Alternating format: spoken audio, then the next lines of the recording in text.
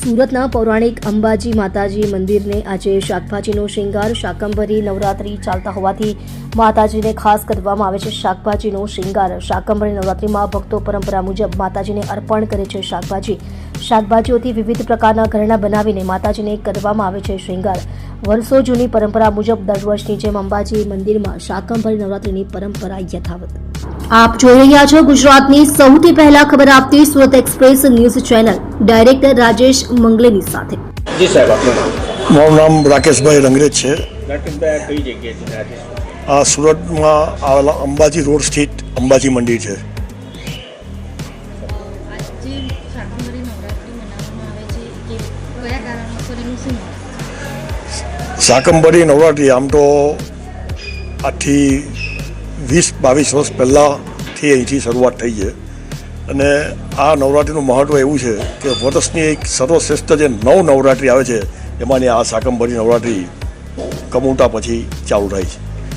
આ શાકંભરી નવરાત્રિ આઠમથી છેક પૂનમ સુધી થાય છે અને આ નવરાત્રિમાં લોકો અહીં માતાજીને કાચા શાક ધરાવે છે।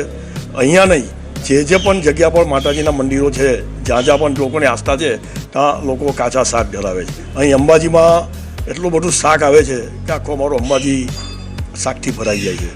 શાકંભરી માતાનો મહિમા કેવો છે કે ધર્મ એમ કહે છે કે વેદોક્તમાં 100 વર્ષ સુધી દુકાળ પડેલો, તે સમયે સમગ્ર પૃથ્વીના સમગ્ર જીવસૃષ્ટિને ખાવા પીવાના પણ ફાફા હતા।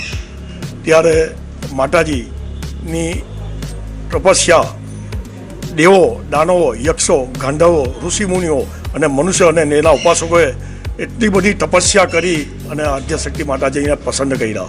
ત્યારે માતાજીએ સમગ્ર જીવની રક્ષા માટે એણે આ પૃથ્વી પર બીજું પ્રતિદ્વંદી સ્વરૂપ શાકંભરીનું સ્વરૂપ ઊભું કર્યું।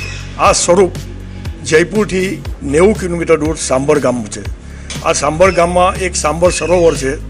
આ સરોવર કેવું છે કે વિશ્વનું સૌથી મીઠાનું ઉત્પાદન કરતું સરોવર આ સાંભર સરોવર છે। ત્યાં ખારું પાણી છે। આ સાંભર સરોવરની ચારે બાજુ જાત જાતના શાક ત્યાં ઉત્પન્ન થાય છે અને એ શાક માતા શાકંભરીને ચલે છે। એક દિવસે એક કાચું શાક ધરવાથી 1008 નવરાત્રિનું ફળ મળે છે। તેવી રીતના 9 દિવસ અલગ અલગ શાક જો માતાજીને ધરાવવામાં આવે, સિવાય કે કાંદો કે લસણ છોડીને, તો એનું 10,800 નવરાત્રિનું ફળ મળે છે। અને અંતે 10મે દિવસે દરેક જાતનું મિશ્રણ કરીને જો આપણે ખાઈએ અને ઘરના કુટુંબને પ્રસાદી તરીકે આપીએ તો સર્વનો જીવનનો લોકોના પિતૃનો ઉદ્ધાર એ બધું